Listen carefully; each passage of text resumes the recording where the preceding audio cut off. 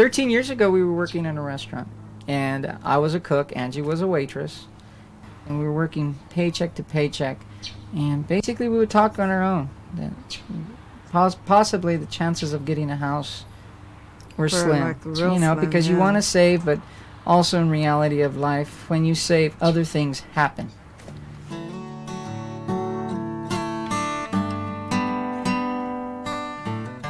I work in the fields. We live in Paso Robles in a public housing, and it's a bad place. Drug dealers. I want a best life for my kids. We are fathers of 4 kids, and I want a good life for him.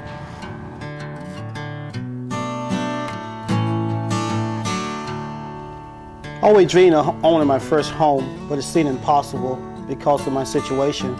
My credit wasn't what it should have been because it's a farm worker, picking oranges, having kids, and no one would give you a chance because the bank said you don't have any stability credit, renting houses, you just don't have nothing to go by. So I feel that dream wouldn't be possible, but always deep down inside I have that hope.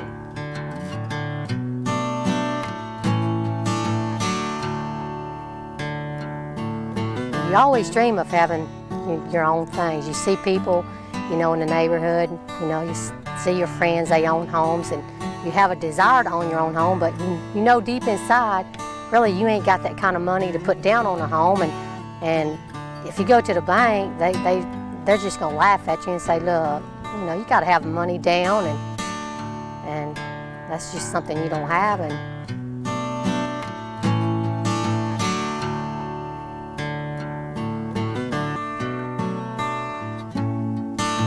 we met for the first time in December of 1967, went on to start to build as soon as we could break ground in '68.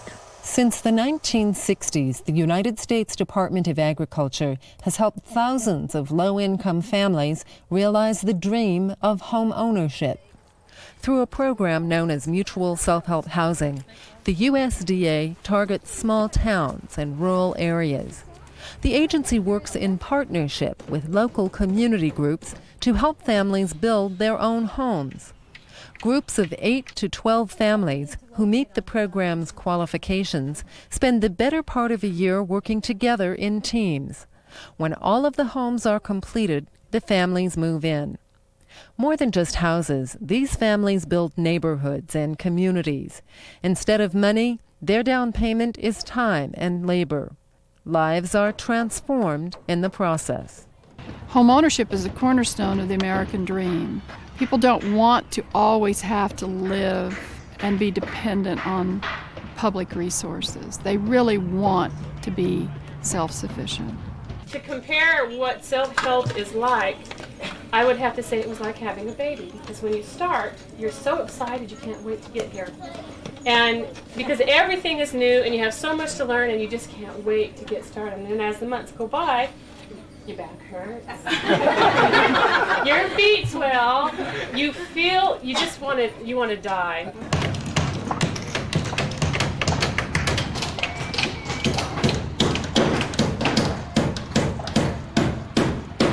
This is hard work. It's not easy. We're tired. It's hot. In our area, it's 100 degrees plus during the summer. I think the first 3 months is the hard part. Sometimes you just felt like you were gonna pass out. I put my feet in the oven because my feet were so cold. I have no time to myself right now. The only thing I keep going is the thought of moving into this house. I appreciate it more than having someone else build. A lot of houses, other people build them for them and they really don't appreciate it. But by me coming out here working, that I will appreciate the value of my home.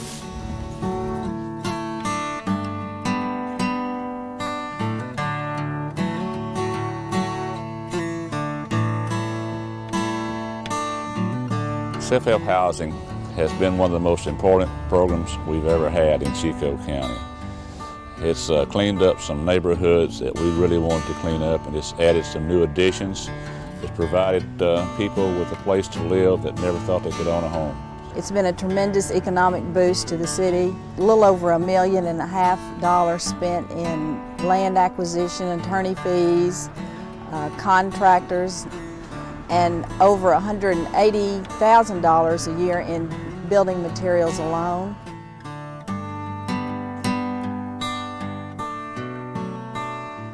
"20 years ago, there were shacks all around. Today, we've built some 1,300 houses scattered all over Central Florida, and there's 1,300 families who have realized the American dream. We targeted this community in order that we may purchase the property directly across the street so that we can go in where the drug pushers are and push them out. Once we put families in there, they have to go. I mean, it's just real simple. They have to go. Building my home, it was a big turning point, you know, when we moved here in the new home, and the house that we was living in, it was raining in there, and only one bedroom, and we had one baby bed and about 3 kids in one room, and it was just very uncomfortable. I was working for a company, and I was only making $6 an hour. And making that $6 an hour, it only could go so far at that time, especially with the kids, you know, that I had. The best thing that ever happened to Mr. Blackman was that he got an opportunity to own his house. We stabilized this family and set him on a course of prosperity. This is well, the first set of houses they built with me. That's my neighbor there. When we first moved here, this was a swamp area. It was real wet all across here as this home was built. This is the daycare center, playground. Giving my first home gave me the opportunity to do things that I don't think I know was able to do. I was able to build my business because of the new home. I built my esteem up. My wife was able to get a daycare center to put something back in the community, helping people to go to work because they had nowhere to take their kids.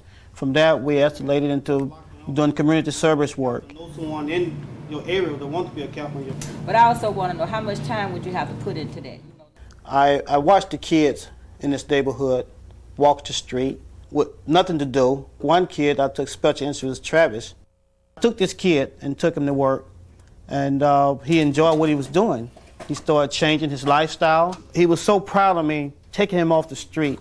He started bringing his honor roll card to me. He started making an honor roll, and he'd bring his card and leave it here with me. So I have taken kids off the street, given them a job, worked them. Some had gone on to have better jobs.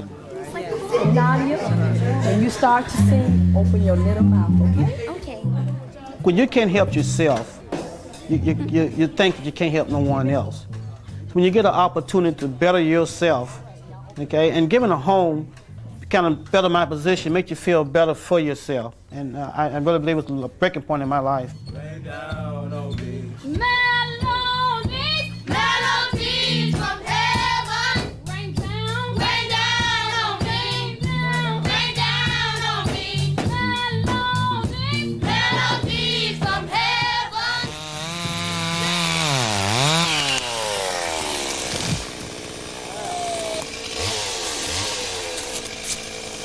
See that little spike right there?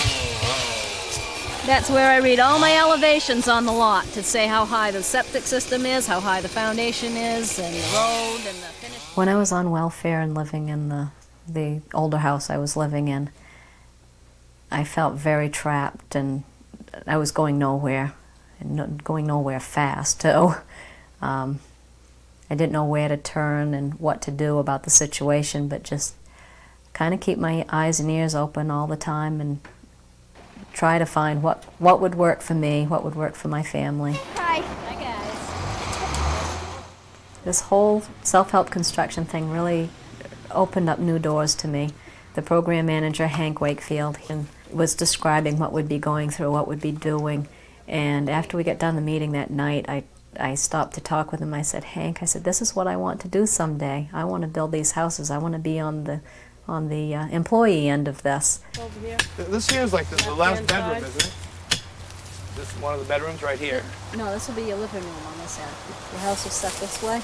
Living room is right here. To the front, this is your living room, the dining room behind it. They hired me 3 weeks after I moved into my house, and since that time I've moved up from construction associate to construction supervisor to self-help housing program specialist, I think I'm called now. So I've moved up the ladder since being a part of the program.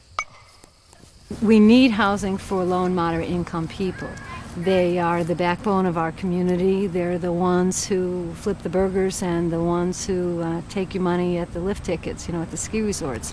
Today's self-help housing client may be tomorrow's school board member.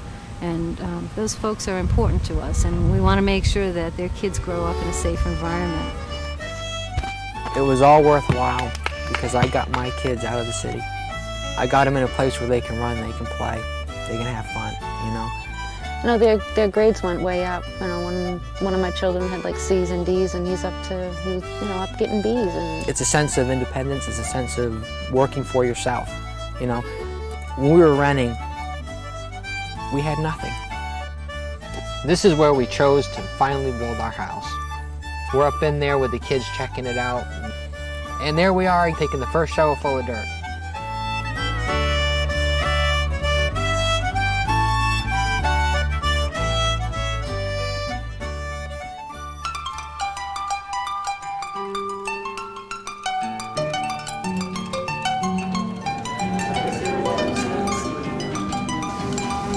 Check the beans.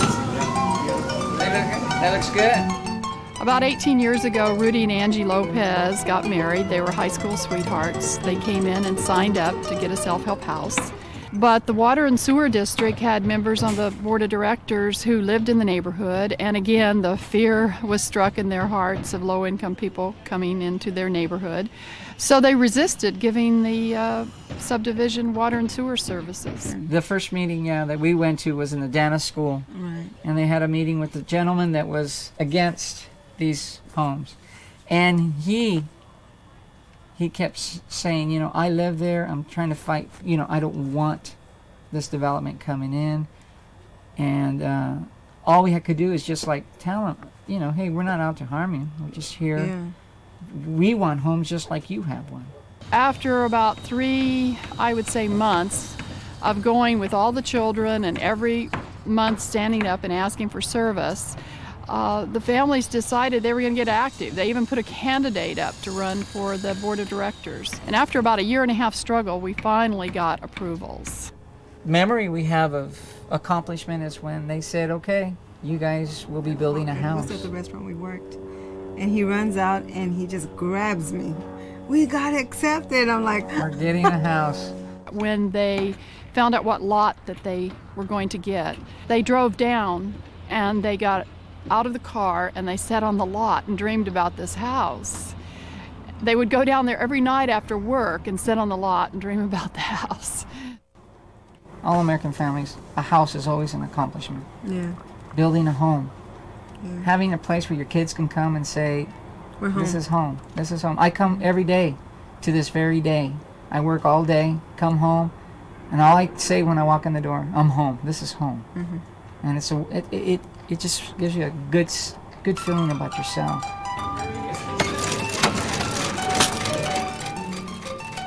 I don't think we would have opened our own restaurant had we not built our own house for one reason, confidence and assurance. If you could do that, you could do whatever you want. I stress that to my kids today. They have a restaurant, it's called Rudy and Angie's. It's very successful. It's become a landmark. A lot of people go there that knew them in the first restaurant. One of the supervisors one day asked me, so after all you've been through and all you've learned, would you do it again? And I said, yeah, I would do it again. How else am I going to get home for my children? Of course I would do it again. In the end, everyone around you, they're your friends. They're more like family than they're friends because you've spent almost a year working with them, working right next to them in the mud, in the muck, building the houses together. You've built their house, they built your house, you've done everything together. I think the self-help program goes back to the barn raising days, and it's so American, where people used to get together and help one another. We see the self-help building process as building neighborhoods and building communities. People get to know one another, they know who lives on their street, they feel secure in the neighborhood, they form neighborhood watch programs after they've moved in, they help one another. It's really a unique opportunity, I think, for neighborhoods to be built from the grassroots up. This program had helped so many people that had lost hope. Without this program, I think a lot of people would give up.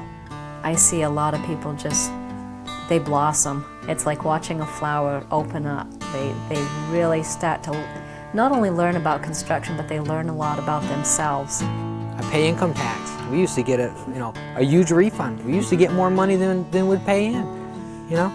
Now we're paying taxes. I like that. Now we look at life, I think of myself as being rich because, you know, I own my own home and something I never had before. So I feel rich.